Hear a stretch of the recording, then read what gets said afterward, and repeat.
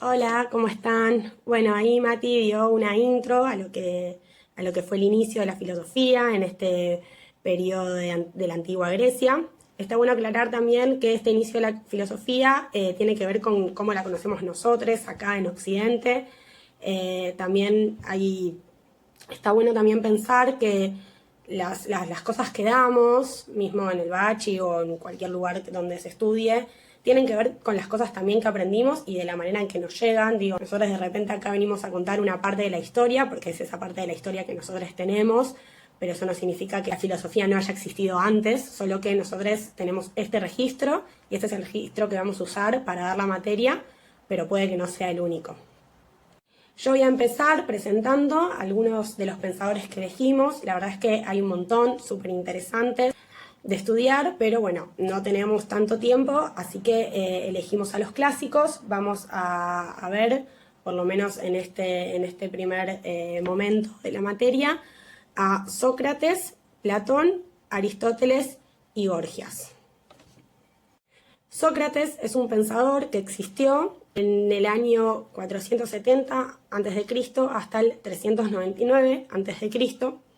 Decimos las fechas como para que se puedan ubicar más o menos en esta cuestión del tiempo, pero sabemos que no es lo más relevante para pensar los procesos históricos, digamos, no por fechas, sino más bien por procesos en sí mismos, y creo que Sócrates es un personaje que va más allá de la época en la que existió, sino más bien en relación al legado que dejó. Hay muchas personas, mitos, leyendas que dicen que Sócrates en realidad no existió, que es un personaje inventado por Platón.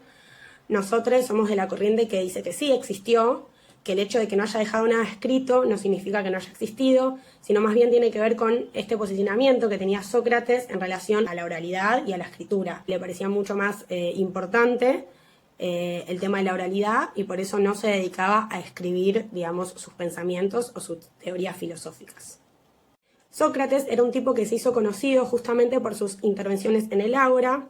El Ágora era la plaza principal en donde se daban todos los debates políticos. Eran como grandes asambleas en donde los ciudadanos podían participar.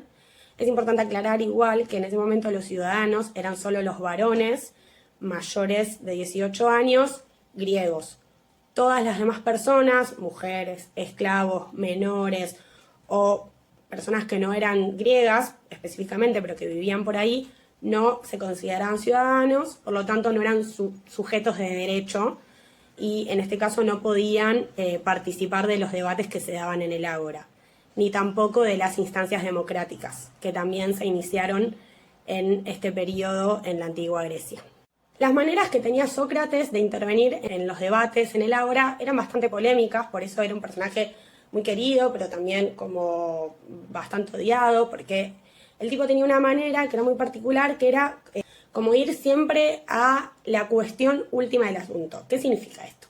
Por ejemplo, se estaba debatiendo sobre qué era el amor, ¿no? Él iba y ponía sobre la mesa el tema del amor. Entonces, invitaba a otros pensadores de la época o a otras personas que quisieran debatir en esta asamblea a pensar qué era el amor. Entonces, claro, él decía, bueno, ¿qué es el amor? Y la gente contestaba con ejemplos, ¿no? Bueno, el amor es abrazar a tu perrito, el amor es hacerle una rica comida a la persona que querés. Y él decía, bueno, está bien, esos son ejemplos de lo que es el amor, pero él quería ir más allá de los ejemplos concretos. Él quería saber qué era el amor, o sea, como concepto, como idea, como algo que va más allá de los ejemplos del amor, sino como el amor en sí mismo. Y esto era muy interesante porque fue lo que después quedó de alguna manera en todo lo que es la filosofía platónica, buscar el qué de las cosas, no los ejemplos de las cosas, sino qué son las cosas en sí mismas, qué es el amor más allá de todos los ejemplos que podemos dar del amor, qué es la verdad más allá de todos los ejemplos que podamos dar de la verdad. Este buscar el sentido último de las cosas, digamos, le trajo bastantes problemas porque a muchos ciudadanos, a muchos políticos de ese momento no les gustaban estas maneras que tenía Sócrates porque de alguna manera es como que hacía cuestionar demasiado, ¿no?, sobre las cosas y eso en general digamos, a los políticos mucho no les gusta. Entonces Sócrates como que venía ahí a meter esa semillita de duda sobre todo y a un montón de gente no le cabía porque no le convenía. Otro de los recursos muy interesantes que él tenía era asumir su propia ignorancia. Es decir, esta conocidísima frase que dice solo sé que no sé nada, él la usaba mucho porque él decía, bueno, yo admito que no sé nada. Y en base a esto, lo que hacía era, con sus contrincantes, digamos, con la persona contra la que estaba debatiendo en ese momento, le hacía todo un recorrido de preguntas y de retórica para que la persona termine como asumiendo que en realidad esas verdades que creía tan fuerte no las tenían, porque era como que el chabón te hacía medio la psicológica, ¿entendés? Te daba como vuelta toda la cuestión para que vos termines asumiendo que en realidad no sabías una mierda. Es por eso que mucha gente lo considera el más sabio de todos los filósofos, por esta cuestión de que asume de que realmente él no sabe nada. Entonces, bajo esta humildad es que él encaraba todos estos debates y estas búsquedas de los sentidos.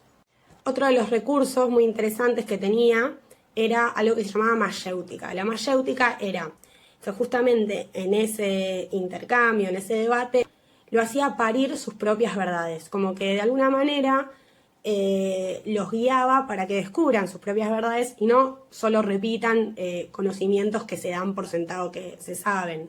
Porque para él lo importante no era la acumulación de conocimientos, o sea, la sabiduría no tenía que ver con quién sabe más cosas, sino con quién puede en un camino, en un recorrido, en un debate, llegar a ciertas ideas. Y esto era la mayéutica, era este recurso de hacer parir al contrincante sus propias verdades.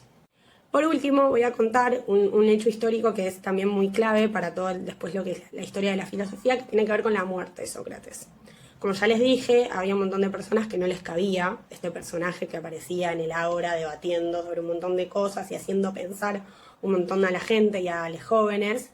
Entonces le hicieron un juicio, digamos, por varias cosas, entre ellas decir que Sócrates estaba en contra de los dioses y que le llenaba la cabeza a los pibites. Cuestión que finalmente Sócrates pierde este juicio, o sea, el jurado decide que es culpable y lo condenan a muerte.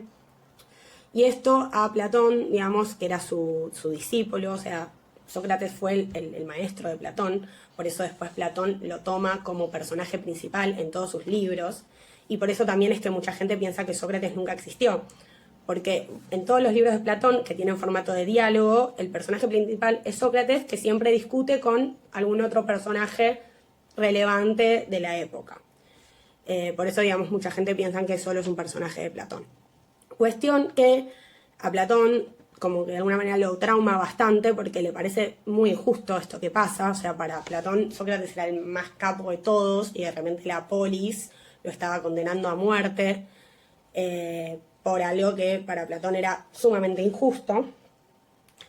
Y a partir de ahí también se despierta como esta necesidad como muy fuerte que tiene Platón de buscar el sentido de las cosas, como ya venía haciendo Sócrates.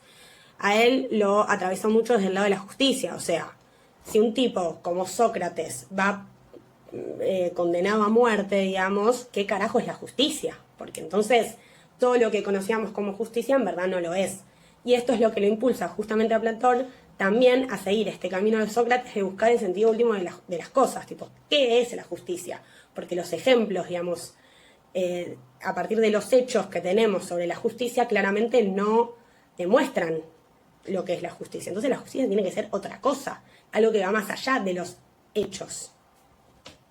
Dimos esta presentación así tan importante de Sócrates porque si bien lo único que vamos a ver de él es esto, porque como ya dijimos no escribió nada, es importante como entender un poco de qué va la historia porque de ahí se despliega todo lo que es la filosofía platónica y por ende, digamos, todo el legado platónico que sigue vigente hasta el día de hoy en lo que es como las corrientes filosóficas más importantes. No solo para tomarlo, digamos, sobre todo creo que hoy en día más que nada para criticarlo, pero eso lo vamos a seguir viendo después, cómo es que los filósofos se toman entre sí para reinventarse, criticarse, poner como en jaque algunas cosas y tomar otras y así generar nuevos sistemas de pensamiento. Así que bueno, esto sería todo por hoy y nos vemos el miércoles que viene con otro autor y ahora les vamos a dejar una actividad.